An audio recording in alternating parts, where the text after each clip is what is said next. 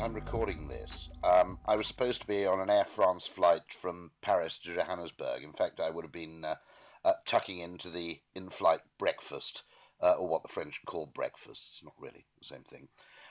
Unfortunately, Air France operates a very interesting carbon reduction policy, which involves cancelling flights at the last minute owing to a strike. So I'm afraid I was in Paris yesterday for a business meeting I really couldn't miss, intending to fly down on the A380 to Joburg at 11:30, only to discover a few hours before I had to go that the flight was completely cancelled and there was no plan B. So I'd like to apologise profusely for this. The only thing I can do to make up for this, I think, is to make sure that I post on YouTube a video of the talk I would have given if I were with you today, and make sure that's watchable. I'd also like, I think, just to give you a few little tips and recommendations of books emphatically worth reading.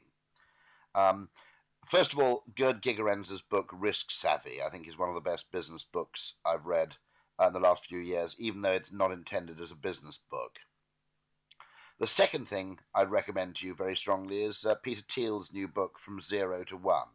Anybody interested in the startup culture can't help but respect him, but the book is really, really interesting in that it shares kind of the dissident view of capitalism and business that I have. One of the points being that competition is actually the opposite of capitalism. If you have perfect competition, you can't make any money, and the job of every successful startup is to create a monopoly of some kind. And that's, of course, what advertising, I guess, seeks to do, which is to create a kind of mental monopoly.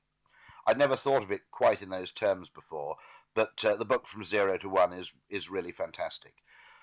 But the organisers, I'm sure, will let you know where the film's posted on YouTube.